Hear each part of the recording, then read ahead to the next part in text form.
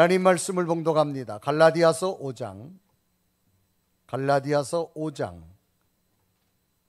13절에서부터 18절 말씀을 함께 교독합니다. 내가 이르노니 너희는 성령을 형제들아 너희가 자유를 위하여 부르심을 입었으나 그러나 그 자유로 육체의 기회를 삼지 말고 오직 사랑으로 서로 종노릇하라. 온 율법은 내 이웃 사랑하기를 내 자신같이 하라 하신 한 말씀에서 이루어졌나니 만일 서로 물고 먹으면 피차 멸망할까 조심하라. 내가 이르노니 너희는 성령을 따라 행하라. 그리하면 육체의 욕심을 이루지 아니하리라. 육체의 소욕은 성령을 거스리고 성령은 육체를 거스리나니 이 둘이 서로 대적하므로 너희가 원하는 것을 하지 못하게 하려 함이니라. 너희가 만일 성령의 인도하시는 바가 되면 율법 아래 있지 아니하리라. 아멘. 오늘도 성전과 가정에서 예배한 여러분에게 예배 가운데 임하시는 하나님의 큰 권세의 능력이 여러분 심령에 채워지기를 주님의 이름으로 축복합니다. 세계 지도 가운데 많은 면적을 차지하고 있는 땅을 하나 소개한다면 알라스카라고 하는 땅입니다.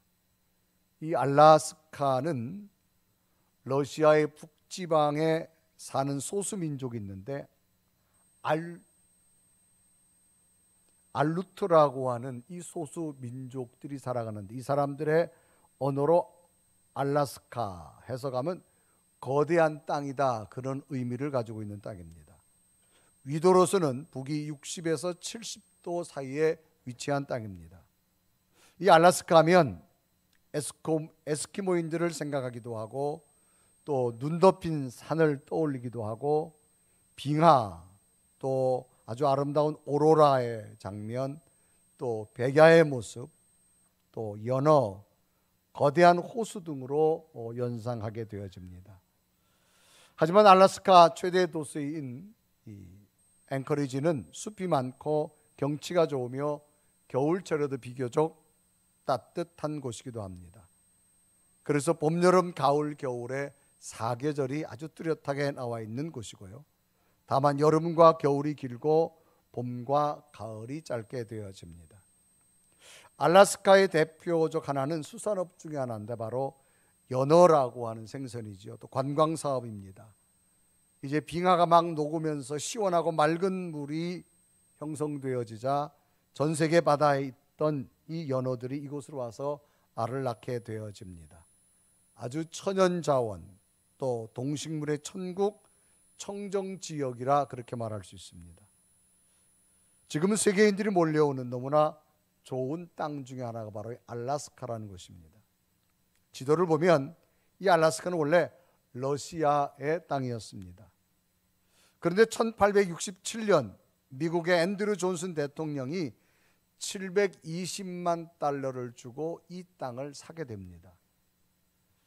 당시 1에이커, 우리로 말하면 1224평을 1에이커라 말하는데 이 1에이커 1224평을 당시 미국 돈으로 지금 환율로 하면 1200원이라고 하면 약 2센트, 그러니까 1224평을 그 당시 24원에 샀습니다.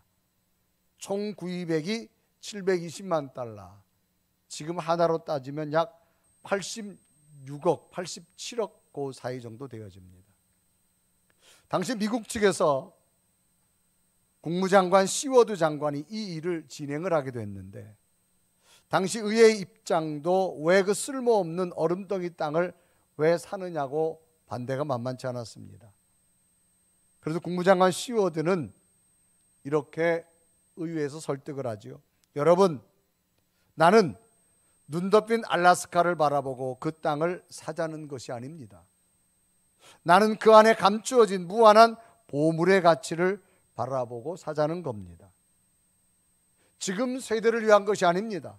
우리의 다음 세대를 위해서 저는 그 땅을 사자는 겁니다. 그리고 그 후에 그 땅을 미국이 사게 됩니다. 오늘이란 시간에서 지나간 시간을 본다면 1867년과 지금 2022년의 시간은 약 35년 전의 차이입니다. 그 땅을 구입하고 30년이 지난 다음 알래스카에서 금광이 발견되고 또 20세기 들어서는 석유와 천연가스까지 발견되면서 보이지 않았던 땅 속의 보물들을 발견하게 된 그런 놀라운 땅이었습니다.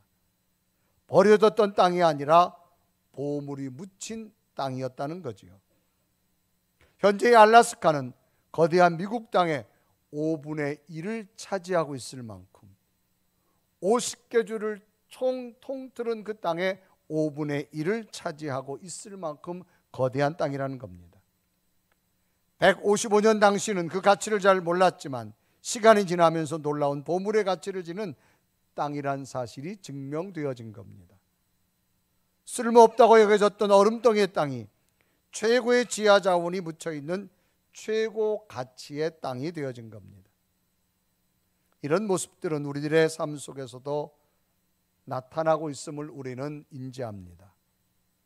지금은 그 가치를 잘 모르는데 시간이 지나면서 너무나도 선명하게 중요한 가치로 드러나는 것들이 참으로 많다라고 하는 것을 우리는 알 수 있습니다. 그 중에 대표적인 것 중에 하나가 바로 신앙생활입니다. 우리가 신앙생활하면서 예수 그리스도의 복음을 받아들이게 됩니다. 예수 그리스도의 복음을 받아들이고 그를 믿는다고 하는 것은 알래스카에 비교할 수 없을 엄청난 가치의 보물보다 소중하다는 겁니다. 예수님을 알므로 말미암아 예수님 안에서 참된 생명을 알게 되고 영원한 하나님 나라를 알게 되고 구원이란 감격을 누리게 되어지고 참된 행복을 알 수 있게 되어지고 영적인 능력을 시간이 지난 후에야 비로소 선명하게 발견되는 것들, 처음에는 그 가치를 몰랐는데 예수 그리스도와 더불어 영적 신앙생활을 하면서 나이가 들면서 더 깨달아지는 것, 예수 그리스도 안에 누리는 참된 신앙의 가치라고 하는 겁니다. 그래 지금 예수님을 믿는 것 때문에 힘들어할 수도 있습니다. 이유는 그 가치를 잘 모르기 때문입니다. 마치 당시 국무장관 시워드를 조롱했던 사람들처럼 혹 우리들이 예수 믿고 신앙생활하는 것 조롱하는 사람들도 있을 겁니다. 그러나 시간이 지나면서 우리 속에 있는 예수 그리스도, 우리와 함께하는 하나님의 진정한 가치를 우리는 발견하게 될 줄로 믿습니다. 오늘 성경도 이런 내용입니다. 사도 바울이 갈라디아 교회인들에게 보낸 편지입니다. 이 갈라디아 교회 성도들이 처음에는 예수 그리스도를 믿고 신앙의 감격을 세는 걸 잘 하다가 갑자기 신앙이 시들해졌습니다. 예수 그리스도의 감격이 식어지기 시작합니다. 그래서 사도 바울이 다시 여러분의 신앙의 진정한 가치는 예수 그리스도입니다. 다시금 예수 그리스도 안에서 예수 그리스도와 더불어 주시는 성령의 열매가 여러분에게 많이 맺혔으면 좋겠습니다 라고 하는 그런 권면의 뜻으로 이 갈라디아 성도들에게 바울이 명확하게 제시합니다. 그러면서 바울이 내가 사도가 된 것은 다른 것이 아니라 여러분이 믿는, 내가 믿는 똑같이 예수 그리스도의 부활을 나는 분명히 믿기 때문에 오늘 내가 사도가 된 것은 사람에 의해 된 것이 아니라 성령에 의해서 내가 사도가 되어졌기 때문에 오늘 그 성령의 능력으로 오늘 살아가고 오늘 여러분 속에서 이 성령의 능력이 끊임없이 나타나서 성령의 열매가 여러분에게 있었으면 좋겠습니다 라고 하는 그런 권면입니다. 그래서 사도 바울은 자기 자신이 사도가 된 것을 갈라디아서 처음 서두에 편지를 쓰면서 이렇게 이야기합니다. 그래 갈라디아서 1장 1절에 이르고 하지요. 사람에게서 난 것도 아니요 사람으로 말미암은 것도 아니요 오직 예수 그리스도와 그를 죽은 자 가운데 살리신 하나님 아버지로 말미암아 사도된 바울은 그렇게 말합니다. 그러면서 2절에 보면 함께 있는 모든 형제와 더불어 갈라디아 여러 교회들에게 편지합니다. 그러니까 내가 사도가 된 것은 사람의 연 것이 아니라는 거예요. 오로지 예수 그리스도가 죽은 자 가운데 살아신 부활의 감격과 감동을 나는 믿기 때문에 나의 모든 학문을 뒤로 하고 나는 그 가치를 알기에 내가 사도가 되어져서 오늘 여러분에게 예수 그리스도의 올바름을 소개하노라라고 말합니다. 그래서 여러분, 성령 안에서 여러분 새롭게 깨달으셔서 여러분 속에 성령의 열매가 풍성히 맺히며 그 성령의 열매를 말미암아 여러분 신앙과 미래의 삶에 놀라운 하나님의 계획들이 이루어졌으면 좋겠습니다.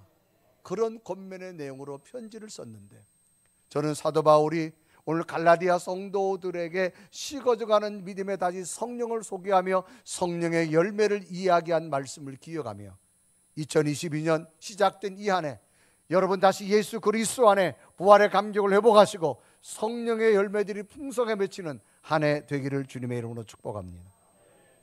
그러면 이 바울은 자기는 부활의 예수 그리스도로 말미암아 참된 가치를 얻고 이 갈라디아 성도들에게 무엇을 권면하게 되어졌을까? 첫째는 사랑의 종이 되라, 그렇게 말합니다. 여러분, 사랑이란 말은 귀중히 여기고 아끼는 마음을 사랑이라고 말합니다.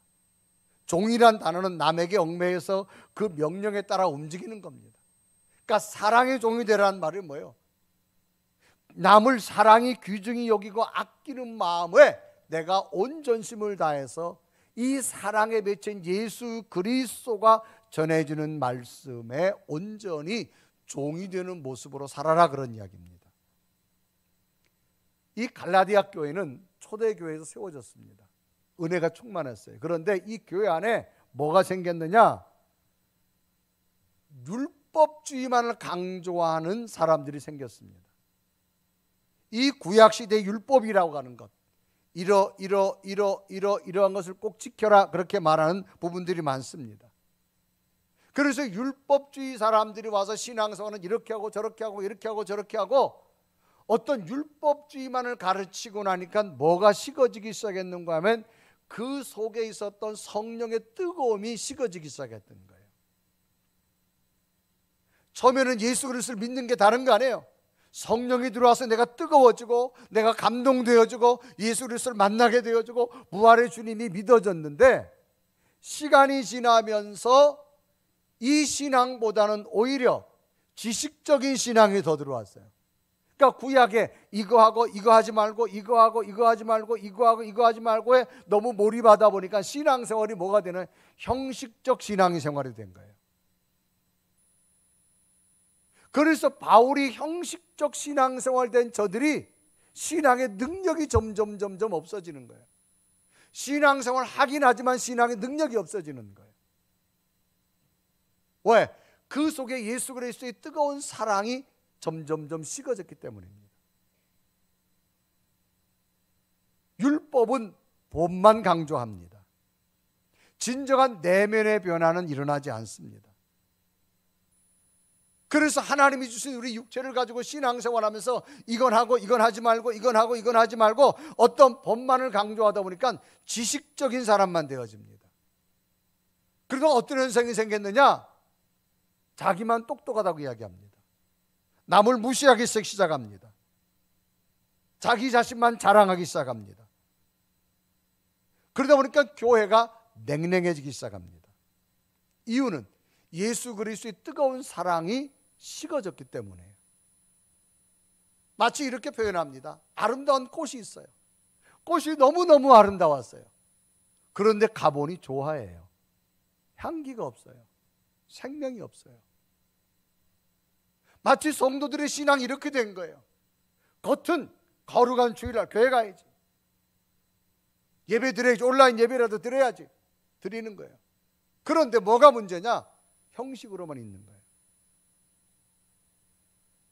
정말로 이 예배가 내 속에 내 영을 담아서 하나님 앞에 드리고 이 시간 예배 가운데 하나님의 영이 내 속에 임하여주고 내 기도가 응답되어주고 내 속에 하나님의 성령이 역사해서 아픈 나를 치료하게 되어주고 수많은 절망과 좌절에서 나를 이길 수 있는 능력을 주시고, 이게 얼마나 있느냐 이 말이에요, 여러분. 그런데 우리의 신앙이 시간이 지나면서 율법주의처럼 형식적인 신앙이 되어버렸어요. 교회 가야지? 그냥 앉아 있는 거예요. 온라인 예배 드려야지? 휴대폰 켜놓고 있는 거예요. 그래서 사도 바울이 이렇게 변질되어진 이 갈라디아 교회 성도들에게 여러분, 다시 여러분 속에 사랑이 회복되어야 되는데 가장 중요한 것은 예수 그리스도의 사랑이 여러분 속에 들어와서 여러분들이 성도들에게 사랑에 서로 종노릇하는 믿음이 있기를 바랍니다. 그래서 갈라디아서 5장 13절에 이렇게 합니다. 형제들아, 너희가 자유를 위하여 부르심을 입었으나 그러나 그 자유로 육체의 기회를 삼지 말고 오직 사랑으로 서로 종노릇하라, 그렇게 말합니다.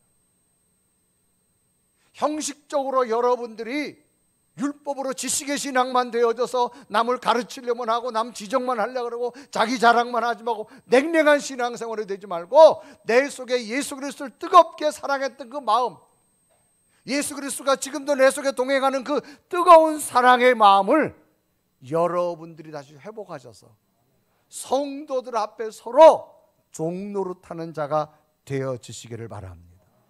그것이 율법의 완성을 이루는 거라고 말합니다. 여러분, 완성이라는 말은 완전히 다 이룬다라고 의미를 가지고 있는 겁니다. 자, 이런 겁니다. 가족이 저녁 식사가 됐어요. 식탁을 차려놨어요. 식사하세요.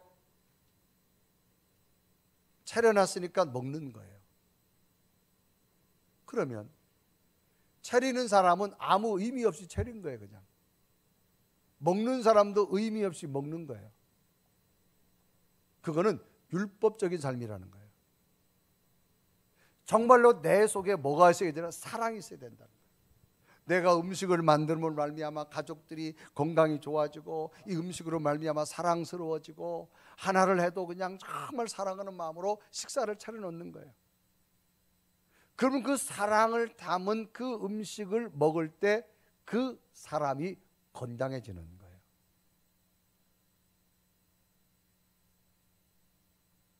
여러분, 왜 식당 음식을 많이 먹으면 사람이 병드는 줄 아세요? 식당 음식을 많이 먹으면 거기는 뭐냐? 형식입니다. 돈 내니까 돈만큼 해주는 거예요. 식당 음식 많이 먹으면요 질려요. 아무리 비싸고 좋은 음식도 여러분 한 3일만 먹어봐요. 그 다음부터 별로 먹고 싶은 마음이 별로 없어요. 그런데 여러분, 집에 밥은요 어제 냉장고 들어갔던 김치가 또 나와요. 그래도 맛있어요. 아멘 좀 해요. 어제 들어갔던 고추장 또 나온다니까. 그래도 그 음식을 먹어야 건강해지는 이유는 집에서 만드는 식사는 뭐가 다르냐? 사랑이 담겨져 있는 거예요. 사랑이 담겨져. 그래서 심리학자들은요 우리 손에서 사람은 에너지가 나온다 그러잖아요. 그래서 예전에 그런 거 경험할 거예요. 할머니 집에 갔는데 애가 아파요. 배가 아프다 그러면 할머니가 약은 없고 뭐 해요? 무릎에 앉혀놓고 뭐라 그래요? 내 손이 약손이야. 내 손이 약손이다. 얼마나 무식해요 여러분. 약 줘야 되는데 약이 없잖아요. 그러니까 내 손이 약손이다, 내 손이 약손이다 하면 그렇게 울던 애가 잠이 들어요. 그건 뭐예요? 할머니 손에서 사랑의 에너지가 나간 거예요. 사랑의 에너지가 나가서 그 아이의 아픈 부위를 치료한 거예요. 이게 사랑의 능력이라는 겁니다. 그러니까 집에서 식사를 만들면 쌀을 씻으면서도 나물을 무치면서도 그래서 하면서 이게 뭐냐? 사랑의 마음이 담겨져 있는 거예요. 근데 식당 음식은 그게 없어요 여러분. 그러니까 여러분, 집에서 요리할 때는요 식구들끼리 먹을 때는 가능한 이거 랩 끼지 마세요. 그냥 해요. 그냥. 왜? 그게 사랑의 에너지를 차단한다는 거예요 여러분. 그래서 나물을 막 무치면 거기에 사랑의 에너지가 나오고 쌀을 씻을 때도 나오고 그걸 먹을 때 사람이 건강해지는 거예요. 그런데 여러분, 집에서 혹 음식을 준비하는 분이 갑자기 화가 났다. 그날 밥하지 마세요. 그날은 손을 만지면 독이 나온다. 독이. 그리고 그거 먹으면 여지없이 배탈 난대. 누구나 마찬가지예요 여러분. 그러니까 건강하게 오래 살려면 아내를 행복하게 해줘야 된다. 여자들만 하면 할 줄 알았어 내가. 이게 뭐냐? 사랑의 에너지라는 거예요. 이 갈라디아 교회가 처음에는 예수 그리스도를 만나고 막 뜨거웠어요. 막 그랬는데 이게 율법주의 사람들이 와가지고 그 신앙을 잠재워버리고 형식적인 신앙이 돼버렸어요. 그래서 갈라디아 교인들에게 바울이 여러분 다시 사랑으로 서로 종노릇하셔서 그 마음을, 그 믿음을 회복하시길 바랍니다. 저는 사도 바울이 갈라디아 교회에게 준 말을 오늘 저와 여러분이 한번 들었으면 좋겠어요. 우리의 신앙이 다시금 뜨겁게 영적으로 회복되어져서 교회란 공동체 속에서 사랑으로 종노릇하는 모습이 되어졌으면 합니다. 그러니까 여러분, 우리가 인사를 해도요, 그냥 안녕하세요 인사하는 거하고요, 정말 마음을 담고 톤을 담고 그 다음 표정을 담고 하는 게 달라요. 그래서 우리에게 뭐가 필요하냐? 여러분, 사랑의 종노릇할 수 있는 은혜가 필요한 겁니다. 그럼 이 방법을 어떻게 하느냐? 바울은 구체적으로 말합니다. 내 몸에 하듯 하라는 겁니다. 그래 갈라디아 5장 14절에 이러고 합니다. 온 율법은 내 이웃 사랑하기를 내 자신같이 하라 하신 한 말씀이 이루어졌다. 그러니까 내 몸에 하듯 하라는 겁니다. 여러분 몸을 아끼고 여러분 몸을 깨끗하게 하고 몸에게 좋은 것을 주듯이 내 이웃에게도 그렇게 서로 종노릇하며 섬겨라, 그렇게 말하는 겁니다. 말을 해도 따뜻한 말 하나, 사랑스러운 말 하나. 사람은 누구나 기분 나쁜 말을 들으면 좋아할 사람 아무도 없어요. 누구나 마찬가지입니다. 그러니까 자기 몸에 하듯 하라는 겁니다. 이 말의 지혜에 보면 병원에 이런 글이 걸려 있었어요. 개에 물려 다친 사람은 반나절 만에 치료를 마치고 돌아갔습니다. 뱀에 물려 다친 사람은 3일 만에 치료를 마치고 돌아갔습니다. 그러나 사람의 말에 다친 사람은 아직도 입원 중에 있습니다. 말이 입힌 상처는 칼이 입힌 상처보다 깊다라고 하는 그런 의미를 가지고 있습니다.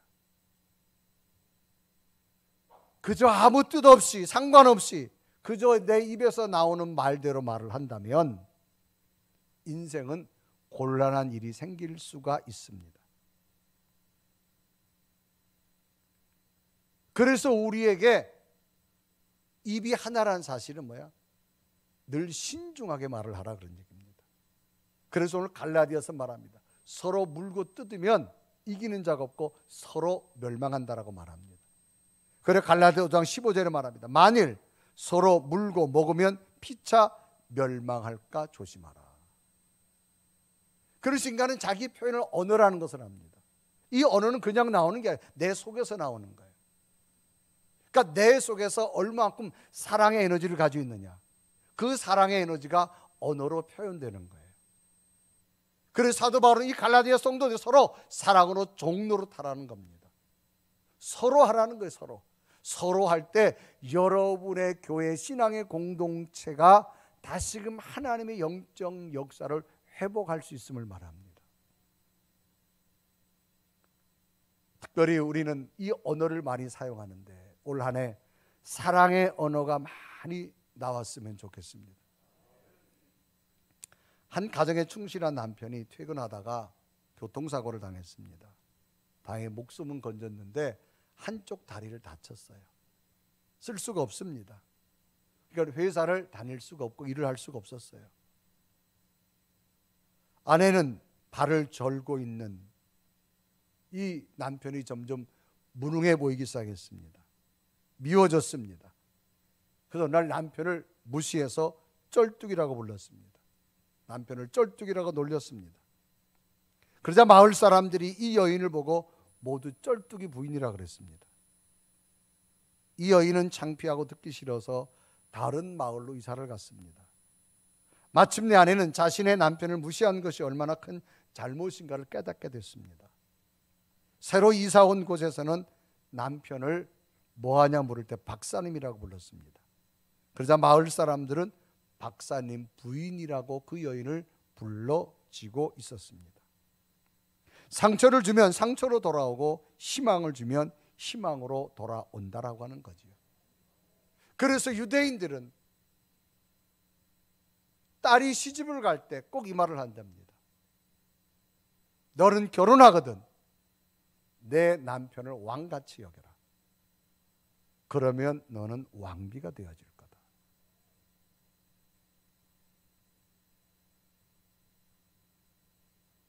네가 존귀하게 되어지려면 상대를 먼저 존귀하게 여기라는 겁니다. 그래 서로 사랑으로 종노릇하라는 겁니다. 우리가 신앙생활하면서 어떻게 멋진 신앙생활, 존경받는 신앙생활, 올바른 신앙생활 할 수 있을까? 말씀을 알고 말씀을 모르고 그것도 더 중요한 게 있습니다. 사랑으로 얼마나 내가 섬기며 살아가느냐가 중요합니다. 우리의 작은 단어 하나, 우리의 몸짓 하나, 우리의 표정 하나가 서로 사랑으로 종노릇하게 되어질 때 예수 그리스도가 내 안에 머무는 증거가 되어진다는 겁니다. 그래서 올 한 해는 성도들이 서로 성도들을 바라볼 때 얼굴을 좀 많이 폈으면 좋겠어요. 그래서 얼굴을 좀, 지금은 좀 그래도 마스크를 써서 다행이지만 마스크 안 쓸 때는 여러분 뭐 다 상대 얼굴 보면 다 알잖아요. 지금 저 사람이 나한테 인사를 해도 즐겁게 하는지 안 즐겁게 하는지, 안녕하세요 이렇게 하는지, 정말 즐거운 표정 가지고 하는지 다 알아요. 그래서 저는 올 한 해는 여러분 얼굴을 좀 다리미로 싹 다리듯이 다리시고, 톤도 예쁘게 하시고, 눈웃음도 치시고, 얼굴도 다리미로 좀 다리시고, 눈도 눈웃음도 치시고, 아멘. 그저 사랑스러운 성도들의 관계가 되어지길 바랍니다. 사람은요 즐겁고 재밌는 곳은 아무리 멀어도 가요. 그런데 즐겁고 재미없는 곳은 안 가요. 여러분, 교회는 은혜도 중요하지만 서로 성도들 간에 즐겁고 재밌는 공동체가 돼야 돼요. 아멘. 적어도 한 주간에 내가 성도를 만났는데 그 사람은 얼굴을 보면 즐거워져야 돼. 여러분 와서 저를 먼저 만나기 전에, 하나님 먼저 만나기 전에 성도들을 먼저 만난단 말이에요. 그래서 교회는 여러분 안내위원들이 참 중요합니다. 어떻게 맞이하느냐 참 중요해요. 여러분 어디 식당 가보세요. 여러분이 식당을 갔어요. 왔느냐 말도 안 하고, 뭘 먹을 거냐 물어보지도 않고, 메뉴판을 갖다 주는데 탁 던져주고, 물컵도, 그러면 여러분 그 집에 음식 먹을 맛이 없어요. 작은 미소 하나, 작은 표정 하나. 그래서 여러분 우리 교회 새 가족이 오면 교회 주차장은 새 가족들을 좀 이용할 수 있도록 그렇게 하자는 거예요. 여러분이 어디 자동차를 보고 식당을 가봤어요. 갔는데 여러분 주차할 수 있는 공간을 다 여러분 예비한다면 얼마나 좋겠어요. 오늘 우리가 뜨거운 사랑의 공동체가 되어졌으면 좋겠습니다.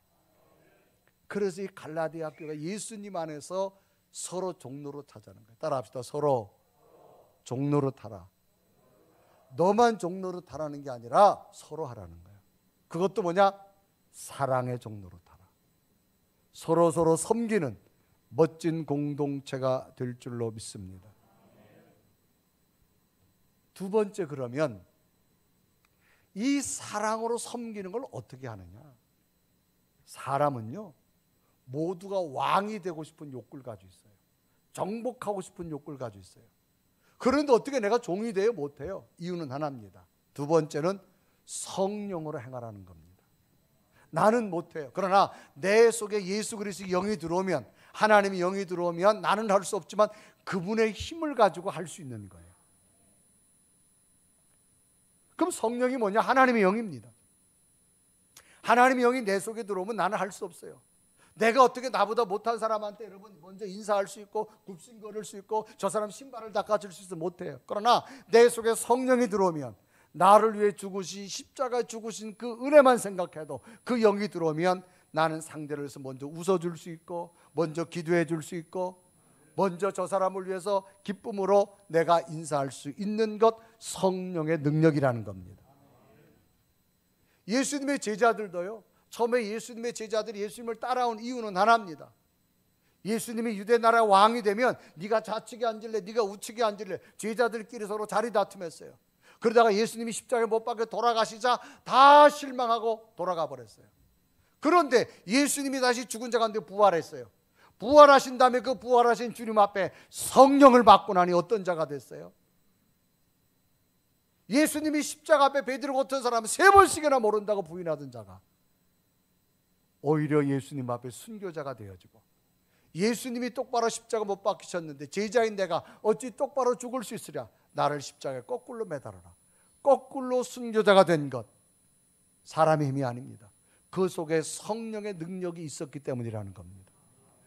여러분, 우리는 상대를 종으로 섬길 수 없어요. 종로로 탈 수 없어요. 그러나 예수 그리스도가 내 속에 들어오고 나면 우리 능히 할 수 있는 힘이 될 줄로 믿습니다.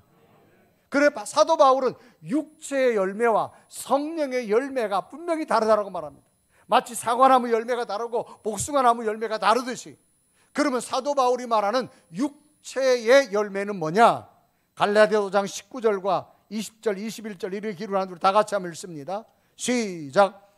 육체의 일은 분명하니 곧 음행과 더러운 것과 호색과 우상 숭배와 주술과 원수 맺는 것과 분쟁과 시기와 분냄과 당 짓는 것과 분열함과 이단과 투기와 술 취함과 방탕과 또 그와 같은 것들이라. 이거는 하나님의 영이 떠난 육체적인 것만 갈망하는 사람들이 나타나는 열매라는 거예요. 그런데 성령이 역사하면 성령의 열매는 어떤 것이냐?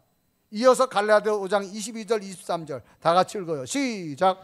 오직 성령의 열매는 사랑과 희락과 화평과 오래 참음과 자비와 양선과 충성과 온유와 절제이니 이 같은 것은 금지할 법이 없느니라.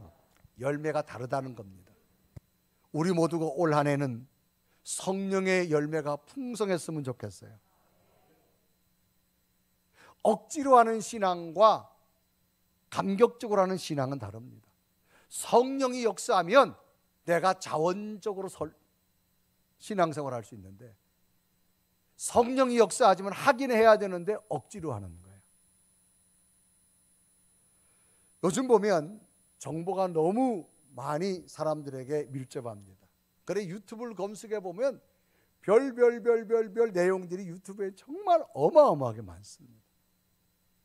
그 중에 하나 보면 이런 것도 있어요. 11조를 꼭 해야 되냐라고 말하면서 반박하는 유튜버들이 참 많습니다. 11조는 구약시대 거라는 거예요.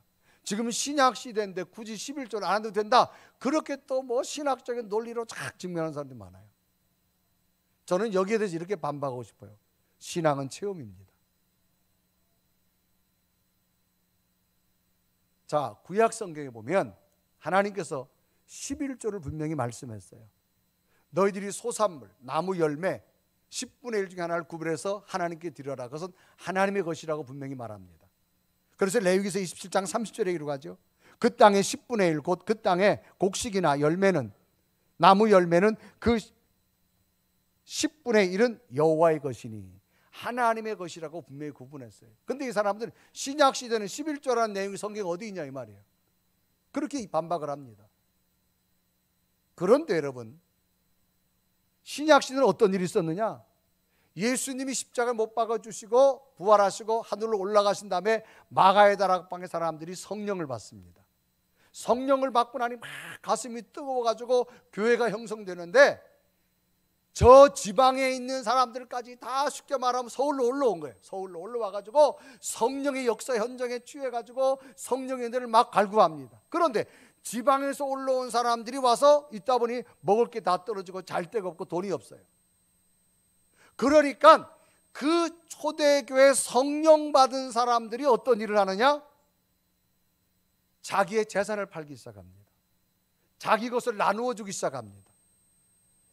내 것인데도 성도들에게, 어려운 자들에게 나누어 주고 서로 통용하는 일이 생깁니다. 이거는 율법에 하라 마라도 없습니다. 성령이 역사하고 나니까 하나님의 것 이상으로 드리는 기쁨이 생기더라는 겁니다. 그래서 사도행전 2장 44절과 45절에 이르고 합니다. 믿는 사람이 다 함께 있어 모든 물건을 서로 통용하고 또 재산과 소유를 팔아 각 사람의 필요를 따라 나눠주고, 자기 재산을 팔아가지고 필요한 가난한 자들에게 나눠주기 시작합니다. 이것은 의무가 아니었어요. 그런데 성령이 역사하고 나니까 하나님 앞에 10의 1조가 아니라 10의 2조도 드리고 10의 3조도 드리고 하나님 앞에 내 재산까지 팔아가지고 할 수 있는 원동력이 뭐냐? 성령의 능력이라는 겁니다. 오늘 우리에게 뭐가 필요할까요? 성령의 능력이 필요한 겁니다. 칼 힐티라는 사람이 있습니다. 이분은요 독일 태생입니다. 스위스의 사상가고 법률가, 아주 국제법의 대가입니다. 이분은 많은 종교들의 경전, 철학서, 자기개발서를 썼습니다. 자기의 철학을 아주 총망라한 책이 있는데 행복론이라는 책입니다. 거기에는 이 행복론이라는 책에 과연 인간의 행복의 결정체가 뭐냐? 이분은 이 책의 모든 부분을 성경 구절을 가지고 기록합니다. 인간의 행복은 여기서부터 온다고 말하면서 이분이 5가지를 제시하게 되어지는데, 성령 충만함은 5가지 유익이 인간에게 나타나는데, 첫째는 뭐냐? 말로 표현할 수 없는 인생의 즐거움이 있다는 겁니다. 즐거움이 오는데 이게 말이 표현이 안 된다는 거예요. 여러분, 은혜 받고 나면요 얼마나 기쁜지 몰라요. 은혜 받고 나면 얼마나 이게 뭐 말로 표현이 안 되는 거예요. 그저 교회만 가도 기쁘고 성경만 봐도 기쁘고. 아멘. 이제 다 시들해졌어? 이게 여러분 말로 표현할 수 없는 인생의 즐거움이 여기서 나타나는 거예요. 두 번째는 뭐냐?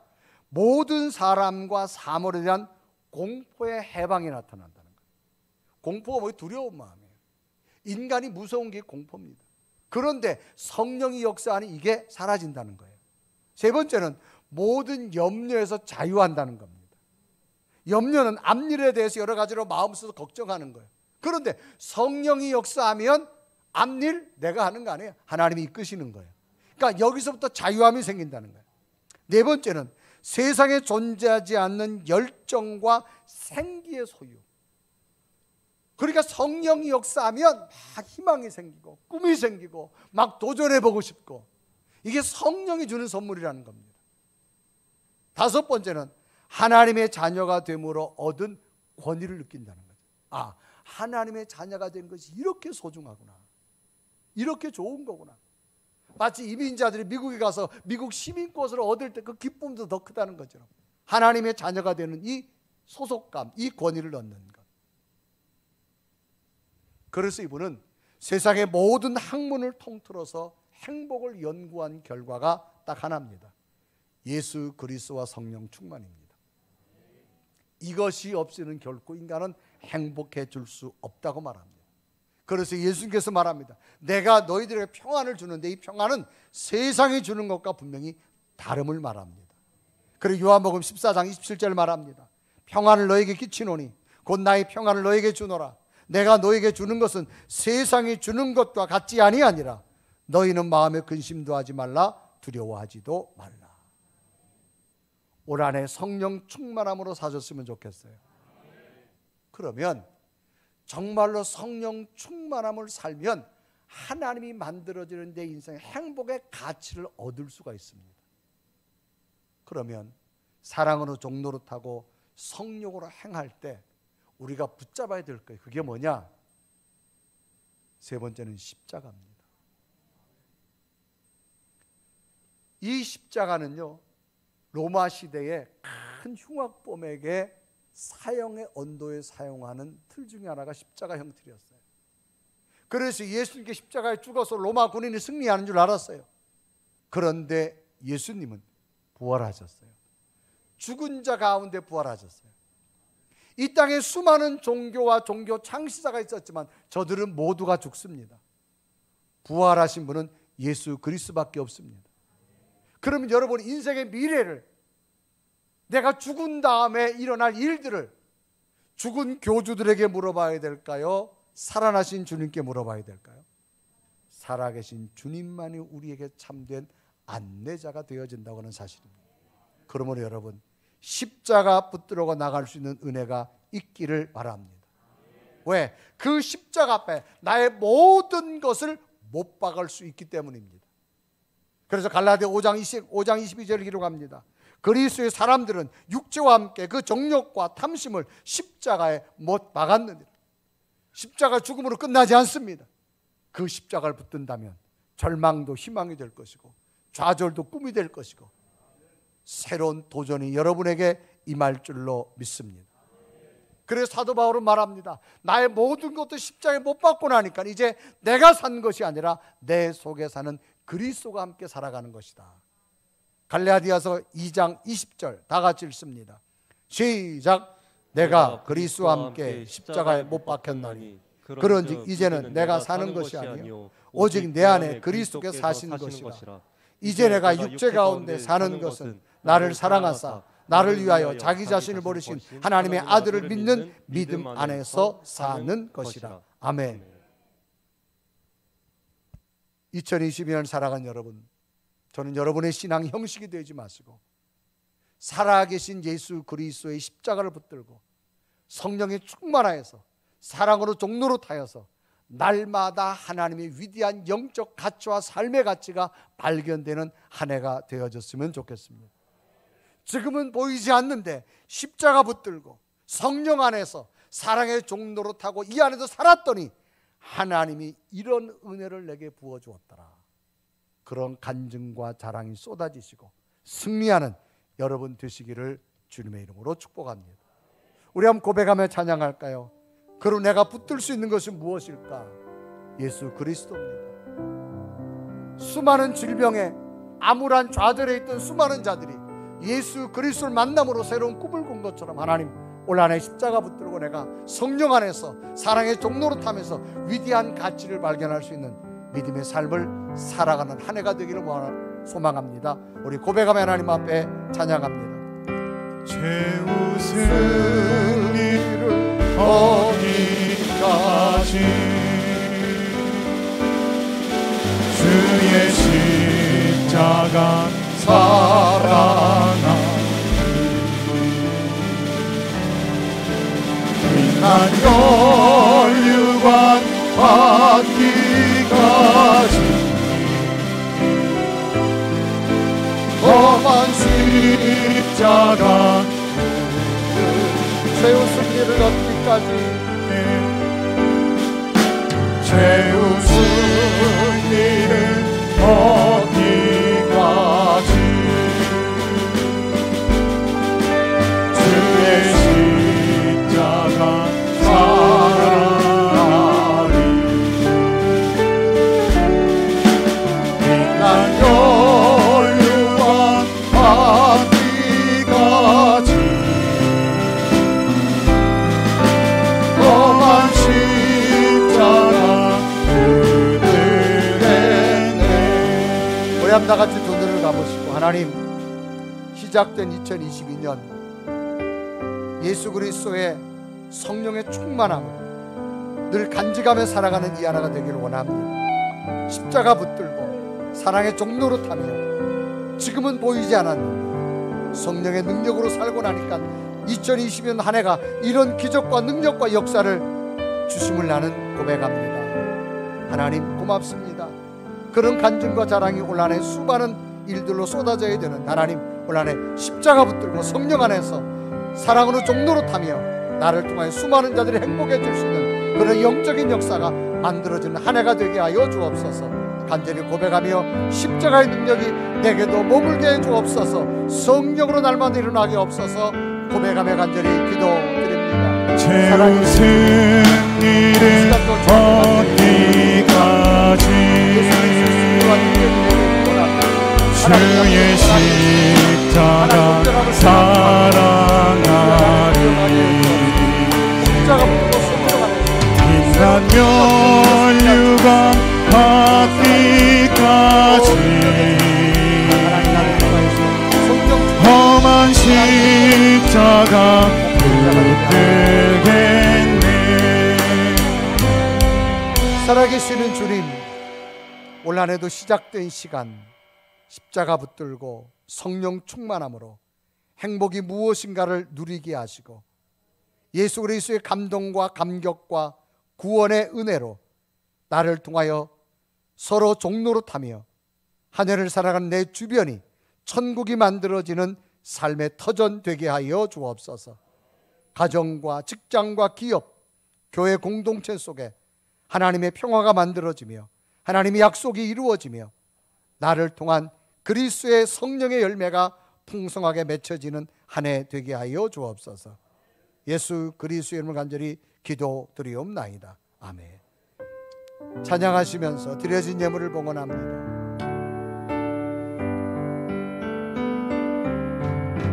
갈보리 산 위에 십자가 섰으니 주가 고난을 당하도다.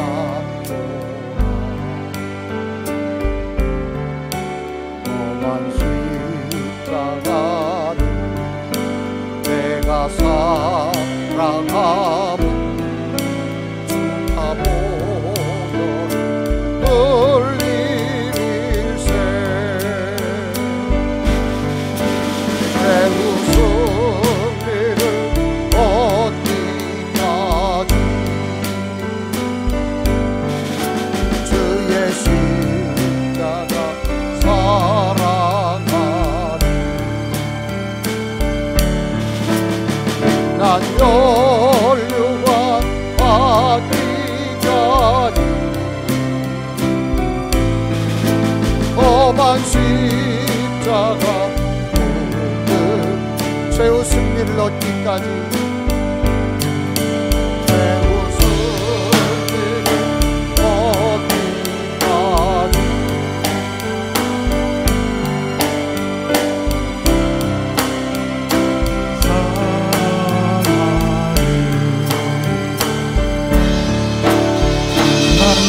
혈류관 받기까지 험한 십자가 됐네. 드려진 예물 복원 기도 올립니다.